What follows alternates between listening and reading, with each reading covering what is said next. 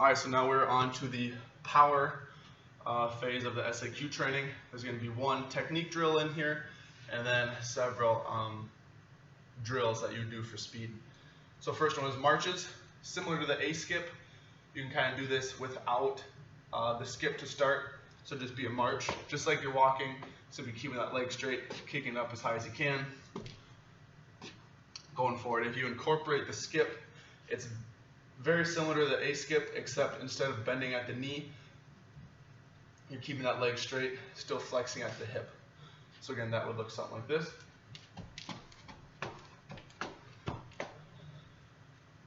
And that is the march. Next one is going to be the agility ladder two-step. So for the strength phase, I demonstrated the two-step but called it the one-step. So since I had already demonstrated the 2 feet in, I'm just going to demonstrate the 1 foot in. That way I cover both of them. So the 1 foot in, that's literally you're just putting 1 foot in each box and you're sprinting through.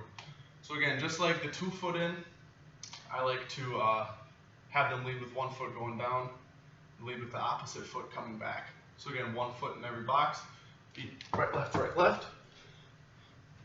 Again, start with my opposite foot. Since I started with my right foot, I'll start with my left foot. So it'll be left, right.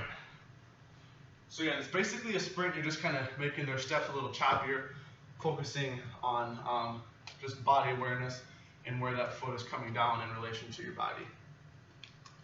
So again, that was the demonstrating the 1 foot in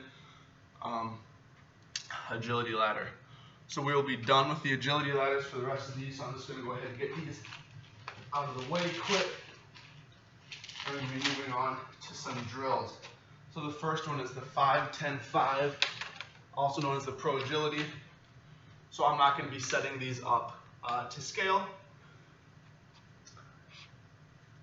But if I were, each one would be 5 yards apart. So from here, 5 yards, 5 yards. So to start, again, typically if you were to do this, you would have lines here. But again, just due to lack of equipment, we'll just use the hurdles. So if this is the middle line, the athlete would be straddling the middle line. And I do it coach's cue. So the athlete would get ready, coach would say go, the athlete would respond on the auditory stimulus of the coach. So I would have them do this, if we were doing it, I'd have them do an equal number of reps, starting to the right and starting to the left.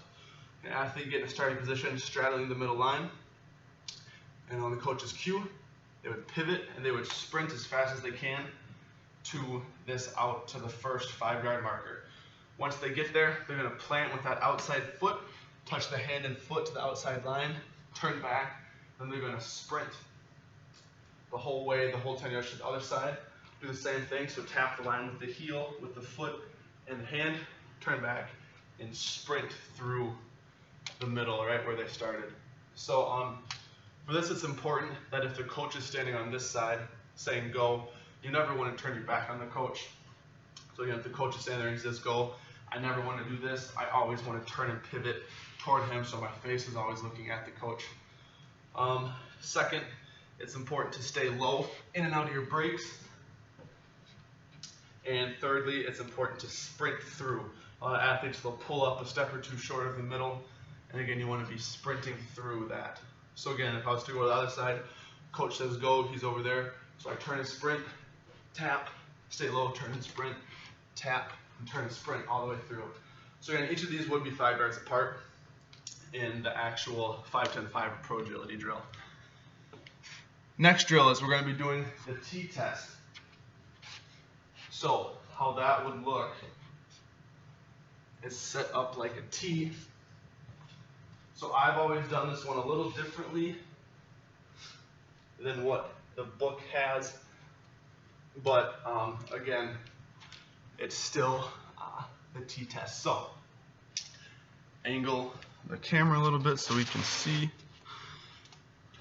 Good. So again, to start, these would preferably be cones, just so that athlete can touch the base of the cone. But again, working with what we got. So from the start to the center cone, that'd be 10 yards apart. and then the wings of the T would be 5 yards apart from that far cone. So how this would work is the athlete, again, you could have this test start with the athlete just going and then the coach starting the clock, or I like to do it where the athlete starts on an auditory stimulus from the coach. So if the coach says go, the athlete sprints up, and just like the 5-10-5, I would have them do this both starting, the first movement be to the right and then again to the left. So we're going to start back here, we'll start to the right first. They're sprinting up the 10 yards, they plant here, and they're side shuffling all the way till the end of the 5, and I'd still like them. For this one, I'm not too concerned if they touch it with their hand too, but at least their foot has to get to that line because they're shuffling the 10 yards back across, touching this side with their outside of their foot, shuffling back to the middle, and then backpedaling all the way back and through. So again, you're kind of making a T, so you're sprinting to the 10, shuffling either right or left to the 5 yard, shuffling all the way back 10 yards, shuffling back to the middle, and backpedaling. Again, it's important, a lot of people, when they're doing a T-test and they're backpedaling, they'll stand up and backpedal. You want to keep the athletes low in the backpedal. Same with the shuffling, keep them low in the shuffle. So that is the T-test. L-drill, this is common for combine testing. We'll keep that one. So again, you would be using cones, but I don't have any cones here. So we're just using hurdles, but ideally we would have cones. So again, you're setting up in an L, and this one differs slightly from the Pro Agility because the first turn you actually are going to turn away from the test, so that's kind of the only difference there. So we're going to have it set up as an L. Again, so from here it's 5 yards up to the first cone, then 5 yards perpendicular to that cone, so it's 5 and 5.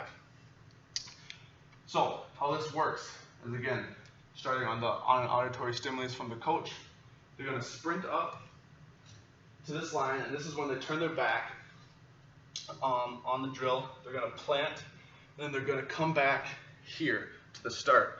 And a good thing that I've picked up on over the years is you don't want to have the athlete come back right by where they started. You want them to take an angle when they come back, so they end up a little away from the starting cone.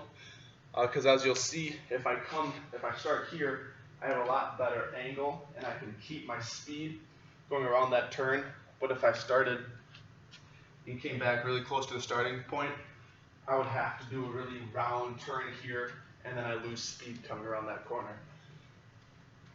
So when you say go, you come up, turn your back to the drill, and then I come up, and again, I come up at an angle, so I'm a little away from the starting point. Again, I plant. I come around this, do a little figure 8, so then I come around this one, again staying low, chopping your feet as quick as you can. That way, again, you don't have to make this big angle. You'll come around this one, again, chop your feet, cut it sharp, and again, you want to end right by the starting cone. So again, when I'm coming around here, chop the feet, and then from here, I want to take a nice sharp turn so that I'm ending right by the starting cone and I don't cover unnecessary distance and add time. So again, all the way through, you'd be here, tap, angle, come around, short choppy steps, boom, cut it off quick, nice and sharp, and then there. So that is the L drill. Next one, box drill. So again, you would have these with cones, but since we don't have cones, these will work. So box drill, you're setting these up 10 yards apart, so 10 forward, 10 to the side, 10 back, and 10 back to the starting point. So to start, obviously called box drill, so you're going to be working in a box.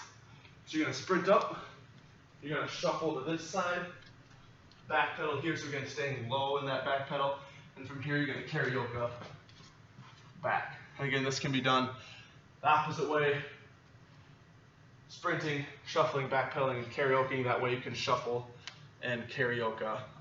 It's both ways. So again, 10 yards sprinting, 10 yards shuffling, 10 yards backpedaling, 10 yards karaoke. That's the box drill. 3-lane reaction drill.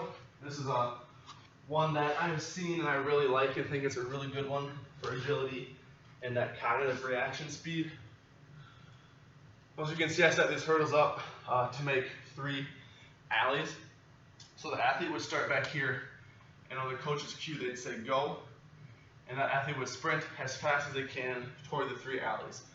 Coaches over there, they'd either say middle, right, or left, and then the athlete would correspond to their voice. So if the coach said left, the athlete here would have to make a quick decision, and as quick as they can, chop the feet, plant, and run and sprint through the left. So again, you don't want the athlete to kind of come up and jog and wait for it. You want them to sprint, that way they have to make a split-second decision and go. And the athlete sprinting up, right, then chop, move into the right alley. So that's a really fun one. It's kind of fun to stump the athletes. And again, you just want them to be sprinting the whole time and not trying to anticipate what direction you'll say. Last one is a shuffle to sprint. No equipment needed here. Again, this is good just to keep the athlete on their toes and to have them respond to an auditory stimulus that they're not expecting. So again, for this, you're just going to have them starting to shuffle one way. Shuffle, and then when the coach is ready, he'll say sprint. The athlete shuffling, coach will say sprint. The athlete would then turn and sprint. That one's pretty simple, but again, a fun one. And again, you don't want the athlete to try to anticipate when the coach's auditory cue is coming. So that is the power of SAQ.